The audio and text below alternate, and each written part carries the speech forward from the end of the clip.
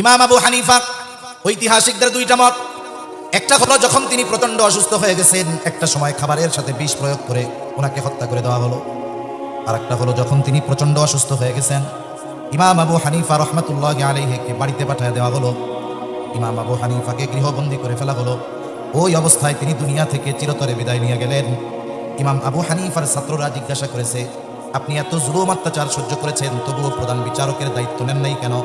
তিনি বললেন, শোনো, যেই দায়িত্ব আমি নেই নাই ওই দায়িত্বের ব্যাপারে আল্লাহ তাআলা আমাকে জিজ্ঞাসা করবে না, কিন্তু আমি যদি দায়িত্ব নিতাম আর এই দায়িত্ব পালনে যদি কোনো খেয়ানত হইতো, যেহেতু আমি প্রধান বিচারক, আমার অজ্ঞাত সারেও যদি কেউ কোনো দায়িত্বের খেয়ানত করতো, কিয়ামতের দিন আমাকে খেয়ানতের বোঝা নিয়ে আল্লাহর সামনে হাজির হওয়া লাগতো। আবু দাউদের হাদিস, নবীজি সাল্লাল্লাহু আলাইহি ওয়াসাল্লাম বলেন, আমাদের মধ্যে কাউকে যখন কোনো দায়িত্ব দেওয়া হয়, সে যদি ওই দায়িত্বের সুচ পরিমাণ খেয়ানত করে, সুচ পরিমাণ, নবীজি বলেন কিয়ামতের দিন ওই লোকটা খেয়ানতের বোঝা নিয়ে আল্লাহর সামনে উপস্থিত হবে। আমরা যেই সময়টাতে এখানে বসতে পেরেছি, সাধারণত এই সময় মাহফিলে লোকজন আসে কম, এই সময় মানুষ কর্মব্যস্ততায় থাকে, তবে এই সময়টার দাম, মূল্য অনেক বেশি। যেমন যারা কোরআন হিফজ করে, হিফজখানার ভিতরে সবসময় যে সামনের নতুন পড়াই মুখস্থ করে, বিষয়টা এমন নয়। প্রত্যেকটা স্টেপ বাই স্টেপ কাজ করতে হয় নিয়মতান্ত্রিকতার ভিতরে।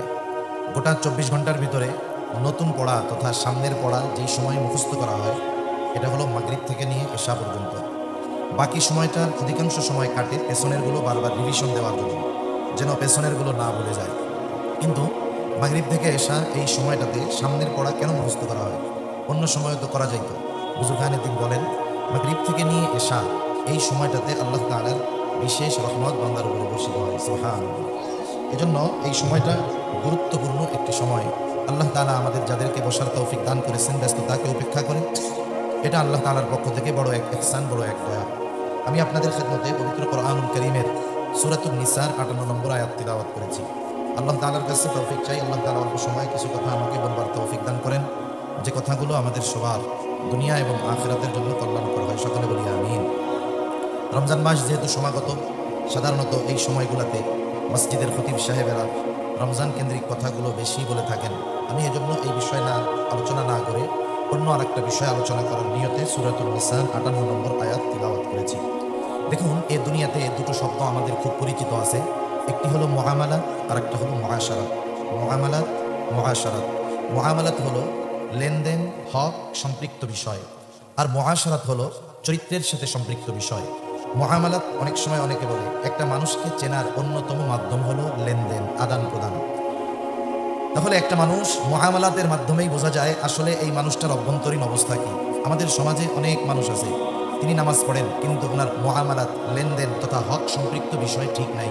এরকম আল্লাহর ওলি সমাজে আছে না নাই?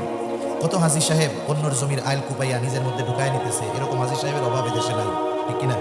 আছে অভাব? অভাব নাই, অনেক হাজী সাহেব আছেন এরকম। একটা জিনিস চিন্তা করে দেখেন, তাহলে মুআমালাত এটা হক সম্পৃক্ত বিষয়, আর মুআশারাত চরিত্রের সাথে সম্পৃক্ত বিষয়। একটা দিন, একটা ঘন্টায় অথবা একটা দিন শুধু আলোচনা করে মুআমালাত সম্পৃক্ত বিষয়গুলো পূর্ণ আলোচনা করা অসম্ভব। আমি আপনাদের খেদমতে একটা দুইটা বিষয় আলোচনা করার জন্য পবিত্র কোরআনুল কারীমের ওই আয়াতটা ও রাসূল আকরাম সাল্লাল্লাহু আলাইহি ওয়াসাল্লামের অগণিত হাদিস থেকে একটা হাদিস পাঠ করেছি। আল্লাহ তাআলা এই আয়াতের মধ্যে মুআমালাতের অন্যতম গুরুত্বপূর্ণ দুইটি বিষয়কে আল্লাহ তাআলা উল্লেখ করেছেন। ইমাম শাফিঈ রাহমাতুল্লাহি আলাইহি এই দুইটি বিষয়ের আলোকে বলেন, এই সূরাতুন নিসার 58 নম্বর আয়াতে আল্লাহ তাআলা যেই দুটো বিষয়ের কথা উল্লেখ করেছেন, এই দুইটা বিষয় যদি কোনো মুমিনের মধ্যে পরিপূর্ণভাবে পাওয়া যায়, তাহলে মুআমালাত সম্পৃক্ত অন্যান্য বিষয় এমনিতেই তার মধ্যে চলে আসবে। সুবহানাল্লাহ। আল্লাহ তাআলা কি বলতেছেন? আল্লাহ তাআলা এই দুইটা বিষয়কে খুব সুন্দর ওয়াজ হিসাবে অভিহিত করেছেন। প্রথমে আল্লাহ তাআলা বলতেছেন, তিনি নির্দেশ দিচ্ছেন, এরপরে বলতেছেন কতই না সুন্দর ওয়াজ আল্লাহ তাআলা তোমাদেরকে করলেন। আল্লাহ তাআলা কি বলেন? আল্লাহ বলেন, ইন্নাল্লাহা ইয়া'মুরুকুম আন তু'আদ্দুল আমানাতি ইলা আহলিহা ওয়া ইযা হাকামতুম বাইনান নাসি আন তাহকুমু বিল আদল ইন্নাল্লাহা নি'ম্মা ইয়া'iদুকুম বিহি ইন্নাল্লাহা কানা সামিআন বাসীরা। আল্লাহ তাআলা বলেন, নিশ্চয়ই আল্লাহ তোমাদেরকে আদেশ দিচ্ছেন, নির্দেশ দিচ্ছেন। নির্দেশটা হলো আন তুআদ্দুল আমানাতি ইলা আহলিহা, যে আমানত তোমরা তার হকদারের কাছে ফিরায় দাও। দুই নম্বর আদেশ, ওয়া ইযা হাকামতুম বাইনান নাস আন তাহকুমু বিল আদল।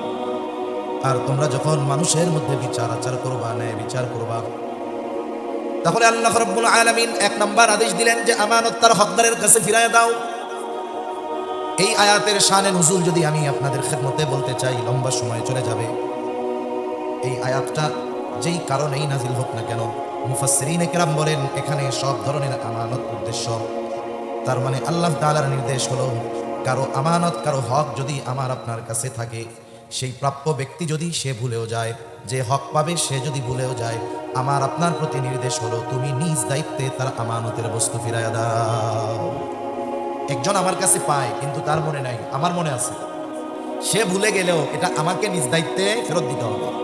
আমাদের সমাজে অনেক মানুষ আছে, একটা উদাহরণ দিই আর কি। একজন বাজারে গেছে, বাজারে যাওয়ার পরে দোকানদারের কাছে গেছে, বাজার যা নেওয়ার নিয়েছে, এখন আসার সময় বলতেছে এটা আমার বাকি খাতায় লিখে রাখো, আমার নামে খাতায় লিখে রাখো।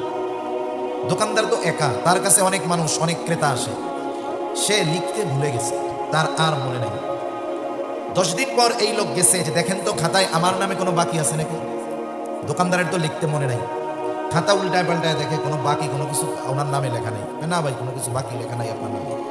লেখা নাই মানে উনি পাবে না, বিষয়টা এমন নাকি? পাবে, কিন্তু উনি ভুলে গেছে, লিখতে মনে নাই, কিন্তু এর তো মনে আছে।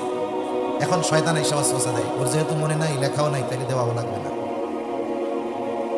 অথচ দায়িত্বটা হলো আমার, সে আমার কাছে পায়, সে ভুলে যাক, আমাকে নিজ দায়িত্বে তার হকটা ফিরিয়ে দিতে হবে, এটাই হলো নিয়ম। সেই বস্তুটা যদি আমানতের বস্তু হয় তাহলে বিষয়টা আরো জটিল, কারণ আমানতদারিতা এটা হলো মুমিনের ভূষণ।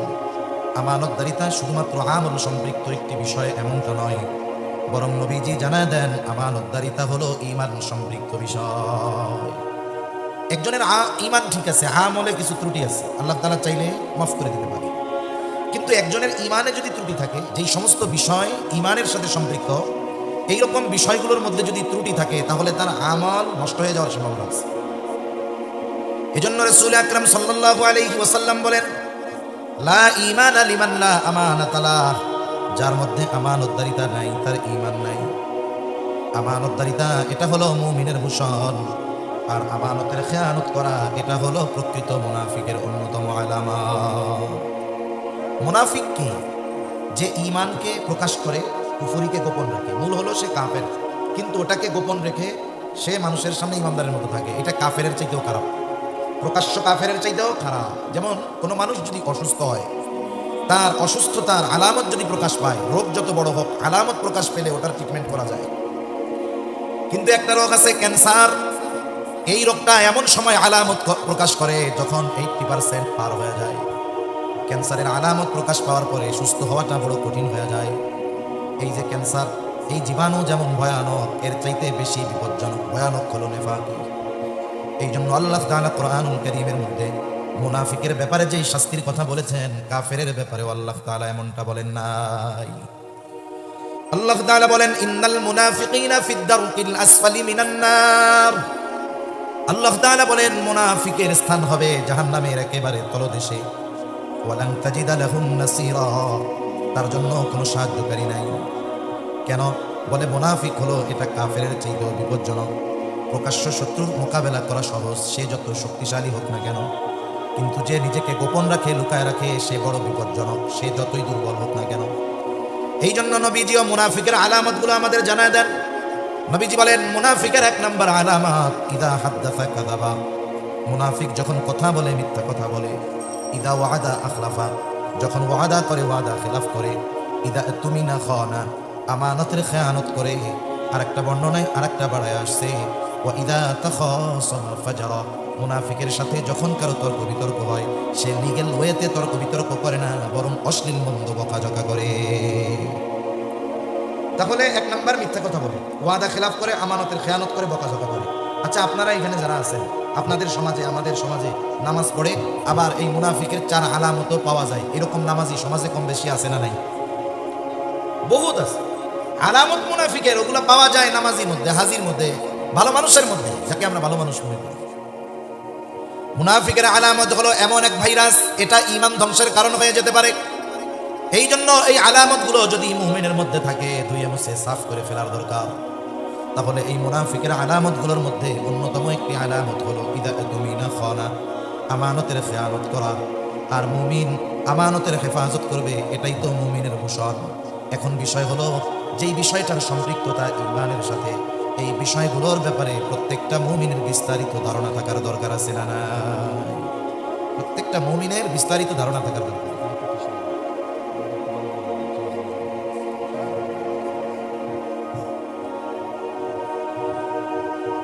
তাহলে আমাদের উচিত এই বিষয়গুলো আমাদের মধ্য থেকে কি করা, বের করে ফেলা।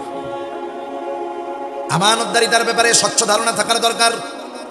আমানতদারিতার ব্যাপারে স্বচ্ছ ধারণা না থাকার কারণে অনেক মুমিন অনিচ্ছায় আমানতের খেয়ানত করে ফেলে। মনে করেন একটা মানুষের এই জ্ঞান নাই, এটা জানা নাই যে আগুনে হাত দিলে পুড়ে যায়, সে জানে না।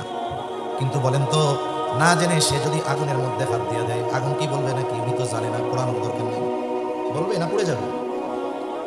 আমানতদারিতার বিষয় আমাদের জানা জরুরি ছিল, আমরা জানি নাই বিদায় ওই ধরনের কাজ করলে যে খেয়ানত হবে না, বিষয়টা এমন নয়।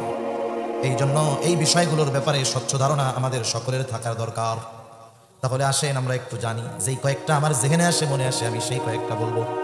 এক নাম্বার, আমানতদারিতা হয় লেনদেনের মধ্যে, আদান প্রদানের মধ্যে। একজন আমার আপনার কাছে আমানত রেখেছে, দায়িত্ব হলো হুবহু আমানতের ওই বস্তুটাকে হেফাজত করা। আমানত আর সাধারণ জমা, এই দুইটার মধ্যে মাসআলাগত তফাৎ আছে।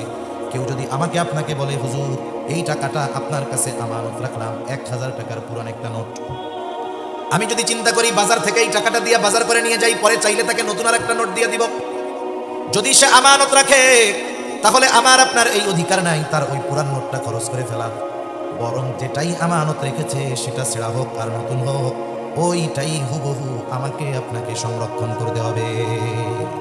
এটাই হলো আমানতদারিতা। আমি অনেক আগের মানুষের কথা বলবো না, একেবারে নিয়ারেস্ট, নিকটবর্তী অতীতের কিছু মানুষের কথা বলবো। যেমন আল্লামা